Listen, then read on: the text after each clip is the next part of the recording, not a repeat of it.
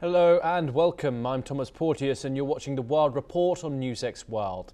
Let's take a look at some of the top headlines of the hour. A Ukrainian delegation heads to the United States for talks on security guarantees and a post-war recovery package. President Zelensky says Kyiv needs up to $800 billion and hopes to sign key documents at Davos. The White House announces a US-led board of peace to oversee temporary governance in Gaza as deadly violence continues despite a fragile ceasefire. The board includes Marco Rubio, Steve Witkoff, Tony Blair and Jared Kushner, with President Trump serving as chair. Residents say Iran's deadly crackdown has largely quelled protests as state media reports more arrests. President Trump claims Iran halts planned executions, though Tehran makes no official confirmation. Reza Pahlavi calls on the world to help oust Iran's Islamic Republic and target Revolutionary Guard leaders. Iran's security forces appear to have suppressed the nationwide protests after more than 3,000 deaths. Syria's President Ahmed al-Shara formally recognizes Kurdish language rights and restores citizenship to all Kurdish Syrians. The decree follows deadly Aleppo clashes that killed 23 and displace over 150,000. Uganda's army denies claims that opposition leader Bobi Wine is abducted by military helicopters after the election. His party maintains he is forcibly removed from his home as authorities reject the allegations. Myanmar's military-backed USDP widens its lead after the second round of voting. Official figures have shown the party is set to win 182 of 330 seats as the election enters its final phase amid conflict. The US Justice Department investigates Governor Tim Walz and Mayor Jacob Frey over alleged obstruction of ICE operations. The probe follows the fatal shooting of Renee Good by an ICE agent, which triggered protests in Minneapolis. Those are the headlines this hour, and we start in Europe. And US President Donald Trump has threatened to impose tariffs on countries that do not support the United States' claim to Greenland. He emphasized the island's importance for US national security, particularly for missile defense and military operations. Trump, who has been vocal about the need for the US control to Greenland, said tariffs could be used as leverage. The US is also in talks with NATO regarding the island's strategic significance in countering Russian and Chinese activity in the Arctic. Meanwhile, Denmark's Major General Søren Andersen has stated that military exercises in Greenland focus countering Russian threats and not US concerns. NATO has invited the US to participate in the military drills in the region, with tensions continuing to rise over Greenland's future. Joining us now to discuss this is Alison Mutler. She is the former Associated Press Bureau Chief in Romania. She joins us live from Bucharest. Alison, thank you very much for joining us. Of course, this has been an ongoing saga. We saw a meet between the foreign ministers of Denmark and Greenland and Secretary of State Marco Rubio, along with US Vice President, J.D. Vance. But the US stance remains unchanged. Donald Trump wants Greenland. That is clear. Alison, of course, now tariffs have been threatened for any nation opposing Donald Trump's annexing. Are there any nations that are the pro-US annexation of Greenland, which are rallying behind Donald Trump to take the territory? Good question. I haven't seen any. I may be wrong, but it seems to be a unilateral decision, idea not just by but particularly by Donald Trump. It's his idea. Obviously, he has a big nation. It's the Europeans who are most rattled by this. Mm. Of course, China and Russia have to gain from this indirectly because if allies are fighting, that's good for them. So there may be nations who indirectly benefit, like as I said, China and Russia, but they won't say anything because Trump is very vocal and Europe is scrambling to give a response to Donald Trump because Europe doesn't want to fall out with Donald Trump. I noticed in your report we said US and NATO, but US is the strongest member of NATO. Mm. But Donald Trump is acting in a very unilateral way at this moment.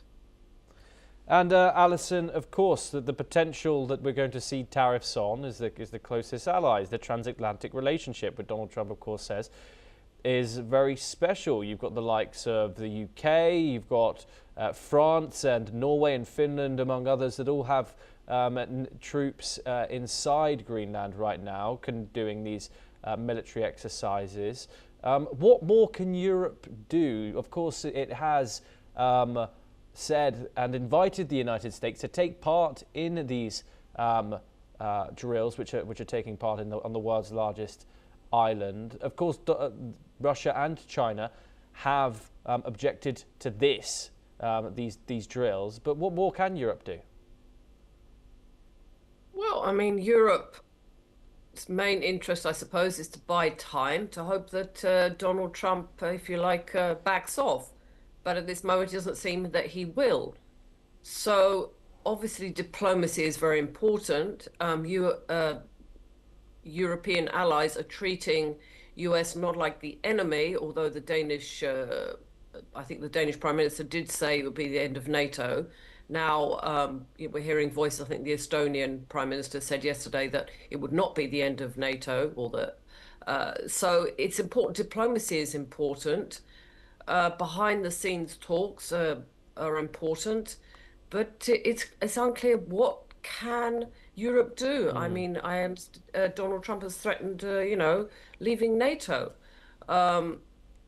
before as well. So it's unclear. I suppose Europe needs to know what exactly does Donald Trump want and how they can be part of that. Then, of course, there's the people of Greenland, 57,000 of them.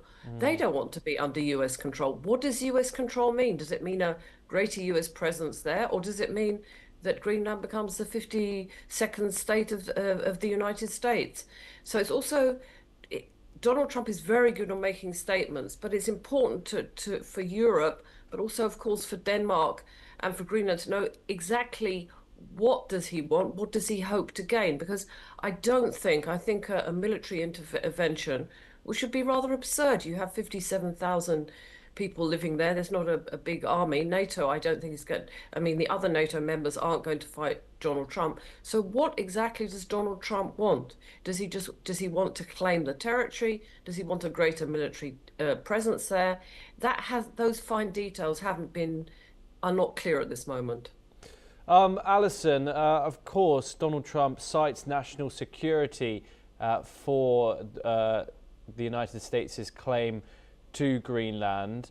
What is the assessment there when it comes to the Arctic, Russia and China's footprint there?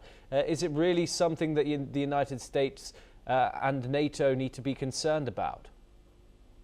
Well, Donald Trump actually, despite the way he's gone about this, actually has a point. If you look on the map, Greenland is absolutely huge, and it's an important strategic place in the Arctic, and it's very close to Russia.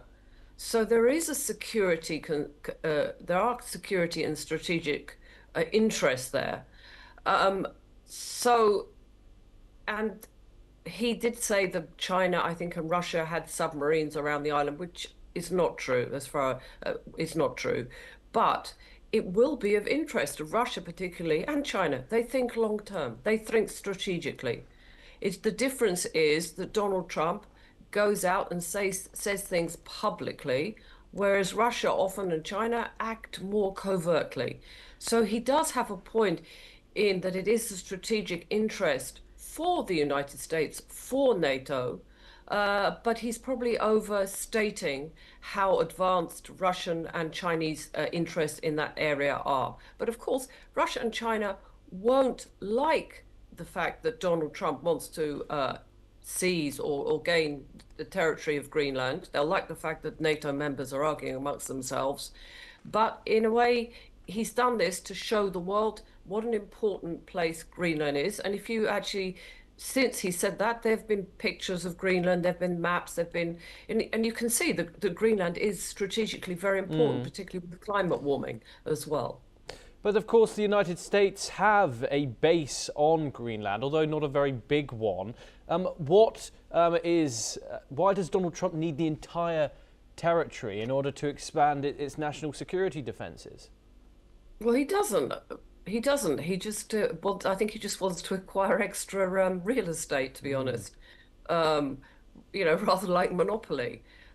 He wants to go down as the president, the US president in history who acquired Greenland. That they obviously it's a lot of bravado here. There's a lot of wanting to flex his muscles. Obviously, if national security was the sole problem, that could be worked out with Greenland, with other NATO members. But he wants to go down with a bang. He wants to be He wants to be the U.S. president who made Greenland part of the United States, I think. Do stay with us, Alison, as we move on to our next story. We turn to the United States directly, and the U.S. Justice Department is investigating Minnesota Governor Tim Walz and Minneapolis Mayor Jacob Frey for allegedly obstructing federal immigration enforcement following protests triggered by the killing of Renee Good by an ICE agent. Both Walz and Frey have condemned the probe, calling it politically motivated. Meanwhile, protests continue in Minneapolis as leaders accuse ICE of reckless tactics. Trump has stated there is no immediate need to invoke the Insurrection Act despite earlier threats. And in a separate development, a federal judge ordered U.S. immigration agents deployed in Minneapolis to limit their conduct towards peaceful protesters. The ruling prohibits arrests and crowd control munitions unless there's reasonable suspicion of criminal activity. This comes after the Trump administration's deployment of nearly 3,000 ICE and Border Patrol officials in response to tensions from the fatal shooting of Renee Good. Minnesota, currently a messy state when it comes to this relationship between the national and state government, Alison, both including the protests which are currently occurring, the investigation into this killing of Renee Good, which has been blocked from the FBI, so the state officials can no longer investigate an incident which has happened in their capital, as well as these protests, of course, which Donald Trump has mulled over inciting the Insurrection Act, putting the Insurrection Act in, and sending further troops into the city.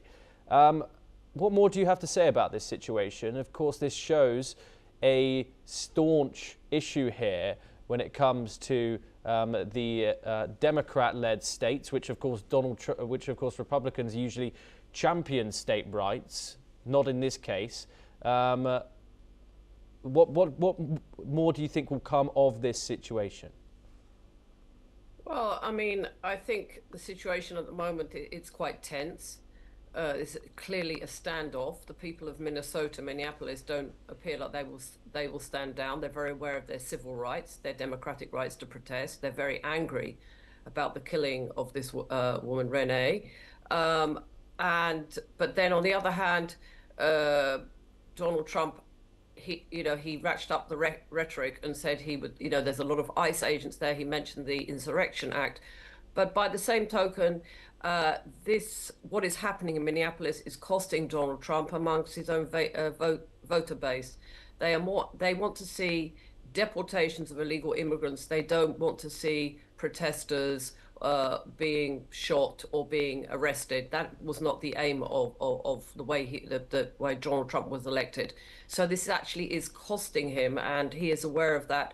So that is why he's saying he's not going to invoke the Insurrection Act, because it's going to cost him, and we have midterms this year in the autumn. So um, I think ICE will continue to have a presence there, but I don't think we'll see an escalation from the national government. And this investigation, of course, Donald Trump and J.D. Vance and Kristi Noem, the Homeland Security head, were quick to jump on a particular narrative before the investigation had even started, with the state having their rights taken away by the Federal Bureau of Investigation, and when focusing on this case. This comes, of course, as problems. Do you think this investigation will indeed be credible, balanced from the FBI? Well, it's a big test for the FBI because they all, as you said, Jay, they all jumped on the narrative that this woman was very aggressive and that the agent was actually to protect his life. But the subsequent videos and angles that came out showed that that probably wasn't the case. And ordinary Americans can see that. So this is a test for the FBI. I mean, maybe they'll just kick it into the long grass in the end. I don't know. But also taking the state level investigators off the case is quite provocative. So it's a test for the FBI. We'll have to see what happens. But we have to remember the people who are saying that this was. This woman, if you like, deserved it because she provoked this agent. They were politicians, and they were the ones who, as you said, reacted immediately, based on one tape and based on their own politics. And the FBI is supposed to be law enforcement agents, so they should act more impartially. But we'll see. Alison, do stay with us as we move on to our next story. And a Utah judge heard arguments on Friday regarding a request to dismiss the prosecution team that is handling the case of the alleged killer of conservative activist Charlie Kirk. Defense lawyers for the 22-year-old Tyler Robinson accused of killing Kirk argued that a conflict of interest exists among the prosecution team, and the defense contended that one of the senior lawyers in the Utah County Attorney's Office has a daughter who witnessed Kirk's killing. This could have influenced the prosecution's decision to seek the death penalty so quickly after the incident. The lawyer for Robinson has stressed that no effort had been made to shield the prosecutor from any potential bias, pointing to text messages from the prosecutor's daughter that discussed the shooting. These messages were shared with other members of the prosecution team, which the defense lawyer claims compromised the case. In response, Utah County Attorney Jeff Gray has testified that the senior lawyer's daughter, a student at Utah Valley University, where Kirk was killed, was simply one of the thousands of people present when Kirk was fatally shot. He has further argued that her testimony wouldn't introduce any bias, defending his decision to seek the death penalty. As of now, the next hearing is scheduled for February the 3rd. We move on now, and the Brazilian President Lula da Silva and the European Commission President Ursula von der Leyen met in Rio de Janeiro to discuss the final steps of a landmark free trade agreement between the European Union and Mercosur. The deal will establish the world's largest free trade zone, covering 700 million people across both regions. Lula highlighted that the agreement would create new jobs and economic opportunities, marking a significant shift for Brazil as it aims to move beyond its role as a commodity exporter and focus on producing higher value industrial goods. Von der Leyen emphasized the deal's importance, stating it sends a strong message to the global market, reinforcing the EU's commitment to economic partnerships with Latin America. This agreement concludes 25 years of negotiations between the EU and Mercosur, a regional bloc that includes Argentina, Brazil, Paraguay and Uruguay. Let's listen in to what Lula da Silva, the Brazilian president, had to say in regards to the deal. O acordo que será assinado amanhã em Assunção, no Paraguai, é bom para o Brasil, é bom para o Mercosul. Continuaremos trabalhando para abrir mais mercados e para construir novas parcerias no mundo todo, em particular com o Canadá, México, Vietnã, Japão e China. Alison joins us once again. Alison, the establishment of the world's largest free trade zone, how is this expected to affect the people of the European Union and, of course, South America?